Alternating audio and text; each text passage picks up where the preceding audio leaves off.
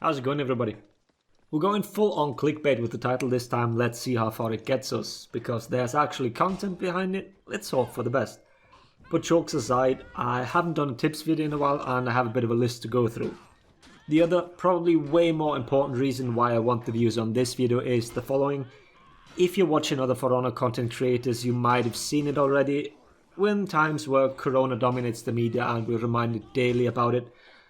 But those aren't the only problems our world is facing in terms of diseases.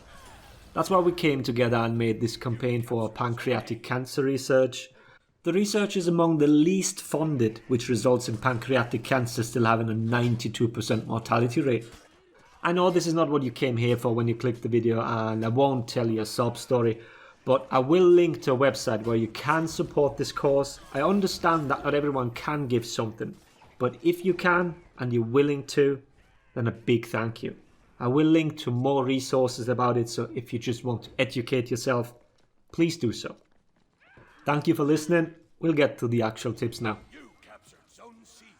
The first one is something that might need a little explaining. The game has evolved over the years and gradually became faster. Attacks got sped up, the pacing of a fight got faster, and a lot of people, including me, started preaching that players needed to include reads in their gameplay.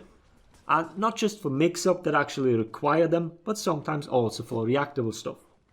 And that's the kicker. The definition of reactable varies greatly between platforms, between regions, and most important of all, between players.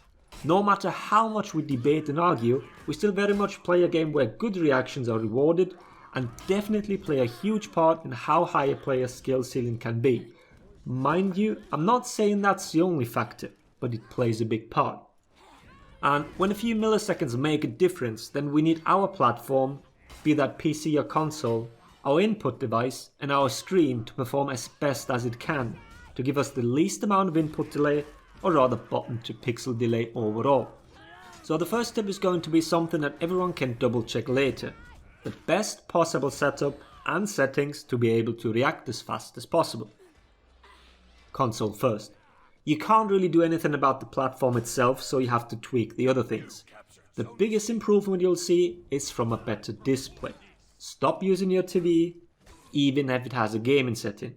Your TV, next to your inherently flawed platform, is the main reason why you have trouble reacting to things. If possible, try and get a monitor. Even with new gen console coming out at the end of the year, your TV will still hold you back. I've given numbers in my input delay test video, and the difference between TV and monitor is quite substantial, and everyone should notice a difference right away. You might also want to invest for the future, getting a 144Hz monitor for the next gen consoles, for example. The next thing that people talk about is getting a wired connection for your controller. There is a difference between PS4 and Xbox here. PS4 users, you want to use wireless Bluetooth. Your input delay is only 2 milliseconds here. Can't get any better. Xbox users, you're fucked, as the platform only uses the basic HID drivers which do not support variable refresh on input devices. You're stuck with 8 milliseconds regardless. The last thing you can change, which also goes for PC players, go get a wired connection. Run a cable through your flat and connect your console directly to your router. If that's not possible, then go for 5G Wi-Fi. The connection should be way better overall. The range is shorter, but if you're close enough, you should feel a difference in connection quality, which should even be visible in-game just by looking at your latency. A good router goes a long way, and you should look for a 802.11n, which should support the 5 GHz. I will put a link in the video description so you can read up on this. Alright, PC next. As a PC player, you have a lot of extra settings you can go through. Graphics settings, that is. I will try and keep this as simple as I can because of G-Sync, FreeSync and whatever else, sync monitors and all. Not everything might apply to you, because newer monitors do not suffer from extra frame delay, that older ones do with certain settings. Let's first go over the most obvious stuff. You should select settings that allow you to run the game at a stable frame rate, equivalent to the hertz of your monitor. If you have a 60Hz monitor, the game should run at a stable 60. If you're on a 144Hz monitor, 144 FPS in-game, and so on, you get the idea. Unless you know what you're doing and what your monitor is capable of, disable VSync, triple buffering and all that. just turn it off. There will always be frame dips, and getting it absolutely stable is almost impossible, so you can let your frames run wild. You can try and go for as many as possible. This might result in screen tearing though, but you won't have any added input delay. Now for something that people always argue with: windowed, full screen or borderless window. I will try and keep this simple again and put a link in the video description for a more detailed explanation. You want to run your game in full screen. This gives you the least amount of latency. At 140 FPS, that is roughly 2.8 milliseconds. If you do the same test in windowed mode, we're looking at around 12.8 milliseconds of latency. Same goes for borderless windowed. For Honor supports Windows 10 improved full screen mode, so in theory you can use that, but if you're not using Windows 10 for whatever reason, here's another reason to upgrade. Like I said, follow the link for the details. Next one is a little obscure. I will link to a Battle Nonsense video for the complete and proper explanation.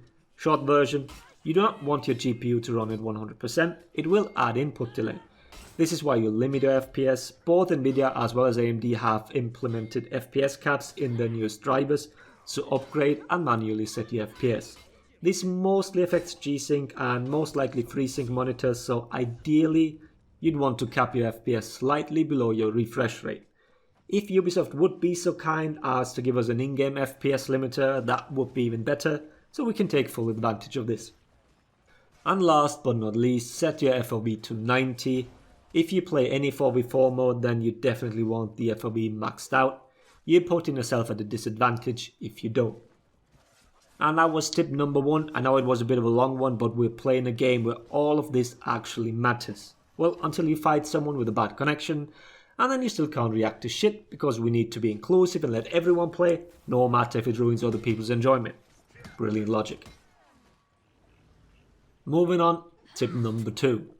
The undodgeable property on attacks. It's pretty self-explanatory. You cannot dodge the attack because it ignores the dodge and iframes of whatever move. What a lot of people do not know is that this only works against the target you're locked onto. Everyone around is not affected by this. You can dodge those moves just fine. This is really easy to see with Xianhu's zone, as it has such a huge hitbox, but the undodgeable property only affects the locked on target. This also means that it's not easier to deflect by bystanders.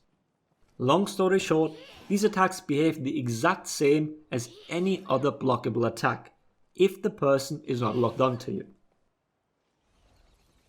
Tip number 3. I've explained this concept in different situations in previous videos. Superior block stun can lead to free guard breaks for teammates, because all light attacks that are blocked count as a superior block. This is the one that happens most often. We can tell that it's superior block by the amount of stamina that gets drained. Now here's a case where you don't need a teammate nearby, but can do it all on your own. If your opponent's hitbox connects with a wall, this counts as a superior block as well. And this goes for all attacks. Heavies and even zone attacks are affected by this, even though zone attacks usually ignore superior block. You need to be aware of this though, and I actually very rarely see anyone take advantage of it, because we simply don't expect it, despite it being very prevalent on specific characters and in specific spots on a map. Bouncing off the environment happens all the time for Kenseis, for example, and because of the map design that we all enjoy so much, we should take advantage of this when fighting.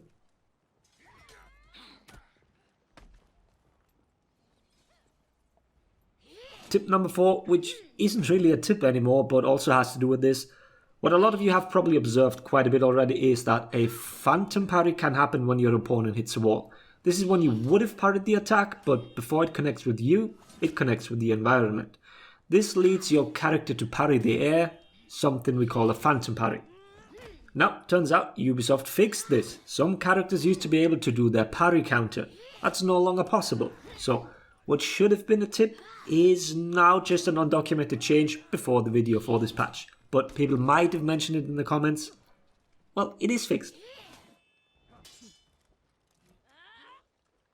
And the last tip, tip number 5, is for characters with the multi-hit zones. Well, the zone needs to be feintable halfway through, because there is something you need to pay extra attention to. Obviously, if you're zoning much, you should keep an eye on your stamina.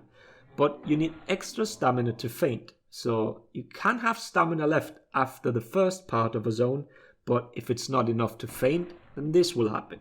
You press the faint button, but your stamina gets drained, but the faint will not happen, as you actually didn't have enough for it. This can be especially frustrating because it's pretty much impossible to tell exactly how much stamina you have left, and then it results in an out of stamina parry punish for your opponent. Whether this is intended behavior, I don't know, but it's something you need to keep in mind if you play a character that's affected. But yes, that's the video. These tips should be useful to most of you, and please don't forget to check out the charity. Thanks for watching. Laters everybody.